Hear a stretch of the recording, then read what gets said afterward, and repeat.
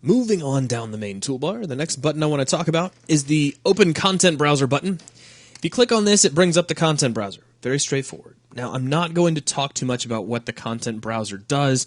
Really, it warrants its own videos. There's all sorts of cool things you can do here inside the content browser, but in short, this is where you're going to get any exterior assets to place in your level. Things like static meshes, particle systems, materials, anything that's not already a coded part of the interface is all accessible right here inside the content browser. And there's a lot of really cool functionality in here.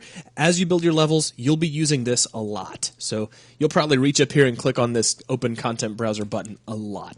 Now, next to this, we have the Open Unreal Kismet button. Clicking on this will open up the Kismet editor. And Kismet is simply a visual scripting system that is a part of Unreal Engine 3. It allows artists, people who are not frequently sitting down and creating programs, to create their own game scripts to control in-game actions. You can designate certain events, such as when the level loads, or when a player hits a trigger, a variety of different things, and you can have actions take place in response to those events.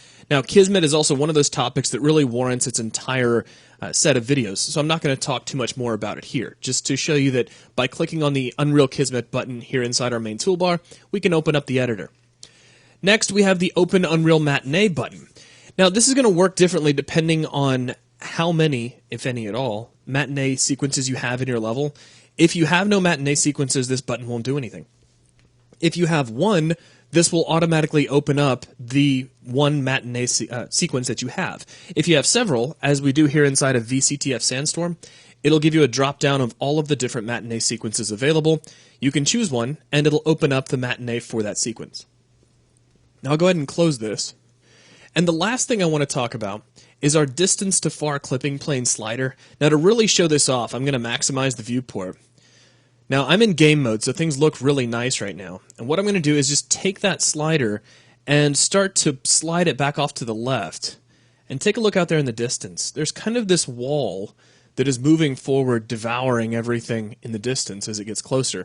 This is just a way for you to cut off anything kind of beyond a certain distance. It can help in performance, and it can help kind of get rid of distractions. For instance, if we know we kind of want to work right here in this general area, and everything taking place out there in the distance is just a distraction, then we can pull our clipping plane back a little bit to just focus on this area. Or if we want to see more, we can slide the clipping plane away. So it's just a way to cut off anything that's really far away from the camera. So that's a quick look at the next few buttons. Again, we've got the Open Content Browser, Open Unreal Kismet, Open Matinee, as well as the clipping plane slider.